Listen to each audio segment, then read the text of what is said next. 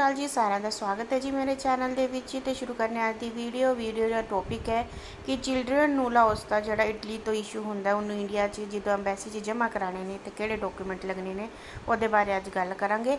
ਤੇ ਪਹਿਲਾ ਜਿਹੜਾ ਸਭ ਤੋਂ ਮੇਨ ਹੈ ਜੀ ਉਹ ਇੱਥੇ ਹੈਗਾ ਐਪਲੀਕੇਸ਼ਨ ਫਾਰਮ। ਹੁਣ ਐਪਲੀਕੇਸ਼ਨ ਫਾਰਮ ਦੇ ਵਿੱਚ ਇਹਨਾਂ ਨੇ ਅੱਗੇ ਪੁਆਇੰਟਸ ਦਿੱਤੇ ਨੇ ਕਿ ਅਗਰ ਬੱਚੇ ਦੀ ਏਜ ਜਿਹੜੀ ਹੈਗੀ ਹੈ ਨੂਲਾ ਉਸਤਾ ਇਸ਼ੂ ਹੁੰਦੇ ਅਗਰ 18 ਸਾਲ ਦਾ ਬੱਚਾ ਹੋ ਗਿਆ ਜਾਂ ਉਸ ਤੋਂ ਜ਼ਿਆਦਾ ਦਾ ਹੋ ਗਿਆ ਤਾਂ ਉਸ ਕੇਸ 'ਚ ਜਿਹੜਾ ਬੱਚਾ ਹੈ ਉਹ ਸਿਗਨੇਚਰ ਜਿਹੜਾ ਫਾਰਮ 'ਤੇ ਖੁਦ ਕਰੇਗਾ। ਠੀਕ ਹੈ। ਦੂਸਰਾ ਕੇਸ ਹੈ ਕਿ ਅਗਰ ਫਾਦਰ ਜਾਂ ਮਦਰ ਵਿੱਚੋਂ, ਠੀਕ ਹੈ, ਜੋ ਐਪਲੀਕੈਂਟ ਦਾ ਫਾਦਰ ਜਾਂ ਮਦਰ ਦੋਨਾਂ ਵਿੱਚੋਂ ਕੋਈ ਇੱਕ ਜਣਾ ਜੇਕਰ ਇਟਲੀ 'ਚ ਹੈ ਅਤੇ ਇੱਕ ਉਹਨਾਂ 'ਚੋਂ ਅਗਰ ਇੰਡੀਆ ਦੇ ਵਿੱਚ ਹੈ ਤਾਂ ਉਸ ਕੇਸ 'ਤੇ ਸਾਈਨ ਜਿਹੜਾ ਹੈ ਉਹ ਜਿਹੜਾ ਕਿ ਪੇਰੈਂਟ ਇੰਡੀਆ ਦੇ ਵਿੱਚ ਹੈ ਉਹ ਉਸ ਐਪਲੀਕੇਸ਼ਨ 'ਤੇ ਸਾਈਨ ਕਰੇਗਾ। ਤੀਸਰੇ ਕੇਸ 'ਚ ਦੱਸਿਆ ਹੈ ਕਿ ਅਗਰ ਮਾँ और बाप यानी कि फादर और मदर अगर दोनों जाने ही इटली ਦੇ ਵਿੱਚ ਰਹਿ ਰਹੇ ਨੇ ਔਰ ਬੱਚਾ ਇੰਡੀਆ ਦੇ ਵਿੱਚ ਕਿਸੇ ਤੁਸੀਂ ਤੀਸਰੇ ਬੰਦੇ ਦੇ ਕੋਲ ਰੱਖਿਆ ਹੈ, ਜਿਵੇਂ ਜਿਹਨੂੰ ਲੀਗਲ ਗਾਰਡੀਅਨ ਕਹਿੰਦੇ ਨੇ, ਜਿਵੇਂ ਦਾਦਾ ਦਾਦੀ ਜਾਂ ਨਾਨਾ ਨਾਨੀ ਜਾਂ ਚਾਚਾ ਜਿਹਦੇ ਕੋਲ ਵੀ ਤੁਸੀਂ ਬੱਚੇ ਨੂੰ ਛੱਡਿਆ ਹੈ ਉਸ ਕੇਸ 'ਚ ਸਿਗਨੇਚਰ ਕਰੇਗਾ ਉਹ ਲੀਗਲ ਗਾਰਡੀਅਨ। ਠੀਕ ਹੈ। ਉਹਦੇ ਨਾਲ ਉਹਦੀ ਵੈਲਿਡ ਆਈਡੀ ਡਾਕੂਮੈਂਟ ਲੱਗੇਗਾ ਔਰ ਜਿਹੜੇ ਡਾਕੂਮੈਂਟ ਨੇ ਉਹ ਜਿਹੜਾ ਲੀਗਲ ਗਾਰਡੀਅਨ ਹੈ ਉਹ ਖੁਦ ਜਮ੍ਹਾਂ ਕਰਾਏਗਾ, ਕਿਸੇ ਏਜੰਟ ਦੇ ਥਰੂ ਪੇਪਰ ਜਿਹੜੇ ਨੇ ਉਹ ਸਬਮਿਟ ਨਹੀਂ ਹੋਣਗੇ। ਜਦੋਂ ਸਬਮਿਸ਼ਨ ਹੋਏਗੀ ਅਤੇ ਉਹਦੇ ਆਈਡੀ ਪ੍ਰੂਫ ਦੇ ਨਾਲ ਉਹਦਾ ਡਿਟੇਲਸ ਵਗੈਰਾ ਚੈੱਕ ਕੀਤੀ ਜਾਏਗੀ ਕਿ ਇਹੀ ਉਹਦਾ ਲੀਗਲ ਗਾਰਡੀਅਨ ਹੈ ਜਾਂ ਨਹੀਂ। ਠੀਕ ਹੈ। ਹੁਣ ਆ ਗਿਆ ਸਾਡਾ ਸੈਕਿੰਡ ਪੁਆਇੰਟ, 2 ਫੋਟੋਆਂ ਚਾਹੀਦੀਆਂ ਨੇ। ਠੀਕ ਹੈ, ਜੋ ਕਿ 6 ਮਹੀਨੇ ਤੋਂ ਜ਼ਿਆਦਾ ਪੁਰਾਣੀਆਂ ਨਹੀਂ ਹੋਣੀਆਂ ਚਾਹੀਦੀਆਂ। ਪਾਸਪੋਰਟ ਸਾਈਜ਼ ਫੋਟੋਗ੍ਰਾਫ ਚਾਹੀਦੀਆਂ ਨੇ ਅਤੇ ਬੈਕਗਰਾਊਂਡ ਹੋਣਾ ਚਾਹੀਦਾ ਵਾਈਟ। ਥਰਡ ਹੈ ਜੀ ਪਾਸਪੋਰਟ ਡਾਕੂਮੈਂਟ। ਪਾਸਪੋਰਟ ਤੁਹਾਡਾ ਹੋਣਾ ਚਾਹੀਦਾ ਜਿਹੜਾ ਕਿ ਜਿਹਦੀ ਵੈਲੀਡਿਟੀ 10 ਸਾਲਾਂ ਵਾਲੀ ਹੁੰਦੀ ਹੈ। ਠੀਕ ਹੈ। ਉਹਦੇ 'ਚ ਕਮ ਸੇ ਕਮ 2 ਪੇਜ ਬਲੈਂਕ ਹੋਣੇ ਚਾਹੀਦੇ ਨੇ। ਔਰ ਤੀਸਰੀ ਇਹਨਾਂ ਦੀ ਹੈਗੀ ਹੈ ਗੱਲ ਕਿ at least have a validity of 3 months after intended stay, ਯਾਨੀ ਕਿ ਅਗਰ ਜੇ ਤੁਹਾਡਾ 1 ਸਾਲ ਦਾ ਵੀਜ਼ਾ ਲੱਗ ਰਿਹਾ ਤਾਂ ਤੁਹਾਡਾ ਕਮ ਸੇ ਕਮ 2 ਮਹੀਨੇ ਵੱਧ ਵੈਲਿਡ ਹੋਣਾ ਚਾਹੀਦਾ, 2-3 ਮਹੀਨੇ ਵੱਧ ਇਹਦਾ ਵੈਲੀਡਿਟੀ ਹੋਣੀ ਚਾਹੀਦੀ, ਯਾਨੀ 1 ਸਾਲ ਦੇ ਵੀਜ਼ੇ ਤੋਂ ਬਾਅਦ 3 ਮਹੀਨੇ ਦੇ ਕਮ ਸੇ ਕਮ ਤੁਸੀਂ ਵੈਲਿਡ ਰੱਖ ਕੇ ਜਾਣਾ ਹੈ ਆਪਣਾ ਪਾਸਪੋਰਟ। ਉਸ ਤੋਂ ਬਾਅਦ ਕੀ ਹੈ, ਜਿਹੜਾ ਪਾਸਪੋਰਟ ਹੈ ਉਹਦੇ 'ਚ ਲਿਖਿਆ ਹੈ ਕਿ ਕੌਂਸੂਲੇਟ ਔਰ embassy must B issued with in the jurisdiction of the embassy, ਯਾਨੀ ਕਿ ਜਿਵੇਂ ਸਾਡਾ ਇੰਡੀਅਨ ਪਾਸਪੋਰਟ ਜਿਹੜਾ ਜਿੱਥੋਂ ਇਸ਼ੂ ਹੁੰਦਾ ਹੈ, ਜਲੰਧਰ ਹੋ ਗਿਆ, ਚੰਡੀਗੜ੍ਹ ਹੋ ਗਿਆ, ਜਿਹੜੇ ਇਹਨਾਂ ਦੇ ਮਿਸ਼ਨ ਬਣਾਏ ਹੋਏ ਨੇ ਪਾਸਪੋਰਟ ਦੇ ਉੱਥੋਂ ਦੀ ਇਸ਼ੂ ਹੋਇਆ ਹੋਣਾ ਚਾਹੀਦਾ ਹੈ। ਫੋਰਥ ਹੈ ਜੀ ਨੂਲਾ ਉਸਤਾ। ਠੀਕ ਹੈ। ਨੂਲਾ ਉਸਤਾ ਜਿਹੜਾ ਹੈ ਉਹ ਜਮ੍ਹਾਂ ਹੋਏਗਾ।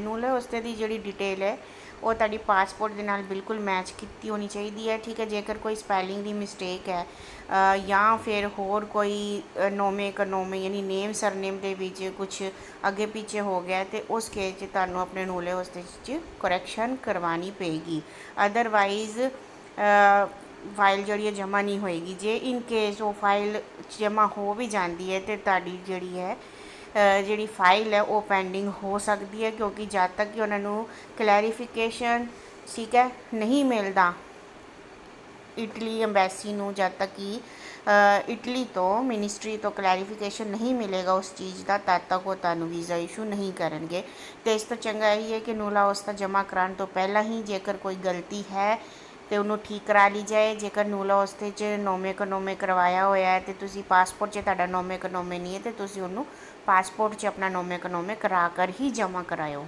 ਠੀਕ ਹੈ। ਪੰਜਵਾਂ ਹੈ ਜੀ original attested copy of passport of inviting person. ਇਹਦੇ 'ਚ ਕੀ ਹੈ ਕਿ ਅਗਰ ਤੇ ਫਾਦਰ ਮਦਰ ਵਿੱਚੋਂ ਕੋਈ ਇੱਕ ਜਣਾ ਇਟਲੀ 'ਚ ਰਹਿੰਦਾ ਪਿਆ ਤਾਂ ਉਹਦੇ ਸਾਰੇ ਪਾਸਪੋਰਟ ਦੀ ਕਾਪੀ ਦੀ ਜਿਹੜੀ ਹੈ ਚਾਹੀਦੀ ਹੋਏਗੀ, ਔਰ ਉਹ ਵੀ ਕਮੂਨੇ ਤੋਂ ਜਾਂ ਫਿਰ ਟ੍ਰਿਬੂਨਾਲੇ ਤੋਂ ਜਾਂ ਨੋਤਾਈਓ ਤੋਂ ਅਟੈਸਟਡ ਹੋਣੀ ਚਾਹੀਦੀ ਹੈ। ਠੀਕ ਹੈ।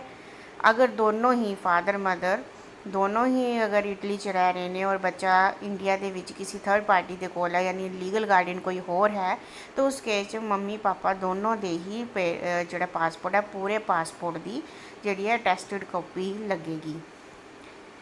6th ਹੈ ਜੀ ਓਰੀਜਨਲ ਅਟੈਸਟਡ ਕਾਪੀ ਆਫ ਪਰਮੇਸੋ ਦੀ ਸਜੋਰਨੋ। ਇਸ ਕੇਸ 'ਚ ਕੀ ਹੈ ਕਿ ਦੋਨੋਂ ਅਗਰ ਫਾਦਰ ਔਰ ਮਦਰ 'ਚ ਕੋਈ ਇੱਕ ਜਾਣਾ ਇਟਲੀ ਦੇ ਵਿੱਚ ਔਰ ਉਹਨੇ ਨੂਲਾ ਉਸਤਾ ਭਰਿਆ ਤਾਂ ਉਸ ਕੇਸ 'ਚ ਉਸਦੀ ਪਰਮੇਸੋ ਦੀ ਸਜੋਰਨੋ ਲੱਗੇਗੀ।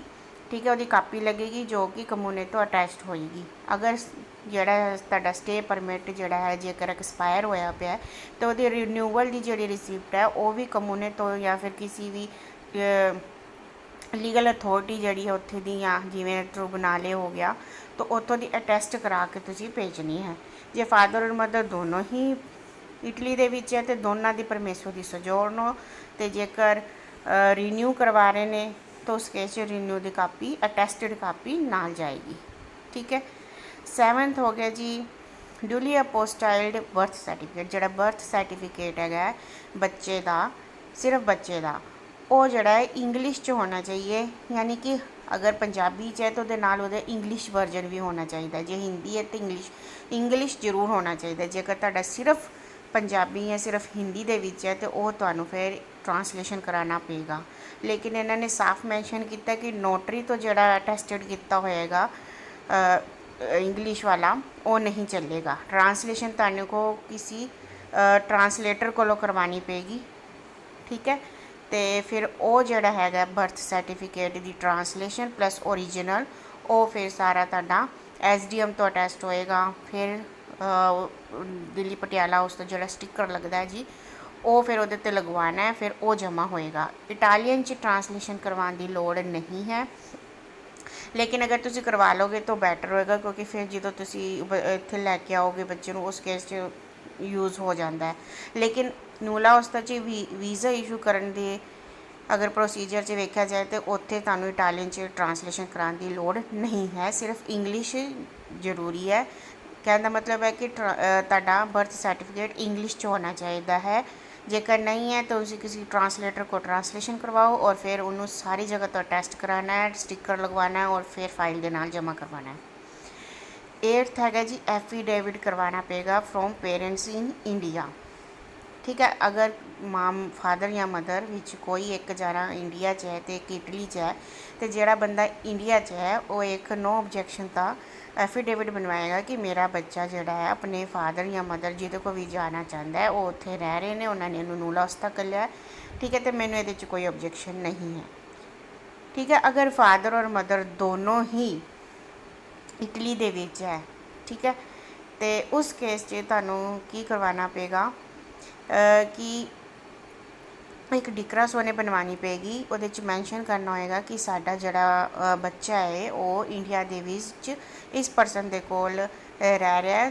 ठीक है। जो भी उहदा लीगल गार्डन है उहदे कोल रह रहा है, तो आपां अपने बच्चे नूं इत्थे बुलाना चाहते हैं और उत्थों दी उन्हां नूं कोई भी ऑब्जेक्शन नहीं है। ठीक है। पूरा मैंशन करना पेगा कि असीं उहनूं पूरी अथॉरिटी दित्ती है, पूरी बच्चे की देखभाल करन दी सारी जिम्मेवारी उन्हां दी है। एक एक डिकरा सोने बनवानी पेगी। ठीक है। और ये भी तुहानूं अटैस्ट करवानी पेगी इटालियन कॉम्पिटेंट अथॉरिटी तो। ठीक है। यानी कमूने वगैरह तो तुहानूं अटैस्ट करवा के भेजना पेगा। और अगर दूसरा केस है कि दोनों अगर फादर और मदर दोनों इटली च रह रहे हैं, उस केस च एक no objection certificate legal guardian को भी लगेगा, जो कि प्लस उसकी ID डॉक्यूमेंट है वो भी पटियाला हाउस तो टेस्ट होएगा और वो भी फाइल के नाल लगेगा। ठीक है। सीधे अखरां च मैं तुहानूं यह समझावांगी कि अगर पेरेंट्स दोनों जाने अगर इटली च रह रहे हैं तो उन्हां वालों भी एक एफीडेविट लगेगा कि साडा बच्चा इंडिया दे विच इस परसन को रह रहा है। ठीक है। सारी देखभाल वो कर रहा है। ठीक है। तो असीं अपने बच्चे नूं अपने कोल बुलाना चाहते हैं। ठीक है। दूसरा हो गया कि जेडे लीगल गार्डन जोड़ा इंडिया के रह रहा वो भी एक नो ऑब्जेक्शन देगा कि यह बच्चा उन्होंने है तो यह हुण उन्होंने को जाना चाहता, उन्होंने पेपर कर लेने तो सानू कोई ये दिक्कत नहीं है। ठीक है। तो दोनों ही एफीडेविट ने जोड़े इटली वाले ने वो उतों कमूने तो टेस्ट कराएंगे, जोड़ा लीगल गार्डियन इंडिया के है वो अपनी ID समेत उन्होंने दिल्ली पटियाला हाउस का टेस्ट करा के नाल लगाएगा। ये उस केस से अगर दोनों पेरेंट्स इटली च रहिंदे ने। 10th है जी जरा लास्ट है। ठीक है। वो उन्होंने दस्या कि कंपलसरी नहीं है, अगर लगाना चाहते हो तो जोड़ा एप्लीकेंट के फादर मदर के नाल पेरेंट्स के नाल अगर उन्होंने कोई फोटोज़ वगैरह या कोई होर इस तरह की कोई डॉक्यूमेंट है जिस पूरी फैमिली पता लग सके कि उहदे नाल की रिलेशन है, तो उस केस च तुसीं वो भी जमा करवा सकते हो। लास्ट जोड़े इन्होंने काइंडली नोट च दिता वही दस्या कि जोड़े डॉक्यूमेंट ओरिजिनल भी तुसीं नाल लैके जा रहे हैं तो डबल सैट ऑफ कॉपीज़। ठीक है। जिन्हें भी तुहाडे डॉक्यूमेंट ओरिजिनल उन्होंने 2 सैट बनाने ने तो ओरिजिनल तुहानू बाद वेरीफाई करके वापस कर देंगे उसी टाइम, ठीक है। दूसरा है कि कोई भी फेक या अगर तुसी गलत लगाते हो डॉक्यूमेंट तो उस केस तुहानू पता है तुहाडे एप्लीकेशन ते दा बुरा असर पड़ेगा, ठीक है। सस्पेंड भी हो सकती है, रिफ्यूज़ भी हो सकती है तो केस वगैरह भी हो सकता है। उस तो अलावा उन्होंने कहा कि परसनल इंटरव्यू भी रख सकते हैं और कोई एडिशनल डॉक्यूमेंट भी तुहाडे को मंगया जा सकता है, ठीक है। तो लास्ट जो मेन गल है वही है कि जो भी डिटेल हैगी है तुहाडी नॉलेज वास्ते दी, ठीक है, पासपोर्ट ते फादर मदर दे बच्चे दे पासपोर्ट ते सारी सेम होनी चाहिए है। कोई भी फादर या मदर दे किसी भी नाम के उत्ते पासपोर्ट के उत्ते बच्चे दे पासपोर्ट ते कोई भी अलहदा चीज़ नहीं होनी चाहिए, नूले वास्ते वाली सारी डिटेल सेम होनी चाहिए ने, ठीक है। नहीं तो ये अगर कोई भी मिसटेक है तो उस केस के उत्ते तुहाडे फाइल के उत्ते इफैक्ट पै सकता है, ठीक है। पेंडिंग हो सकती है, काफ़ी टाइम लग सकता है। तो एक होर है गल कि वो वेरीफिकेशन भी करवा सकते हैं, ठीक है। तुहानू वेरीफिकेशन वास्ते ईमेल दे विच या फिर स्टेटस दे विच पा देंगे कि अगर उन्होंने किसी भी तरह की वेरीफिकेशन करानी है, ठीक है। उस केस कहने का मतलब है कि ईमेल जी तुसी देनी है या तुहाडा मोबाइल नंबर है, जो कुछ भी तुसी उत्ते डिटेल दी हुई है वो बिल्कुल सही देना। तो वीज़ा एप्लीकेशन स्टेटस जोड़ा है कंटिन्यूसली तुसी चैक करते रहना है कि साड़ी कोई अपडेट तो नहीं पाई हुई, ठीक है। तो अज की वीडियो जेकर तुहानू वधिया लगी हो तो कमेंट बॉक्स में जरूर लिखियो, तो प्लीज़ मेरा चैनल जरूर सबसक्राइब करो तो वध तो वध जरूर शेयर करो। बैल आइकन पर जरूर तुसी क्लिक कर लेना ताकि तुहानू अपडेट मिलती रहे नवी नवी वीडियो की। नैक्सट वीडियो लैके फिर हाजिर होवांगे, तद तक ली जी सत श्री अकाल।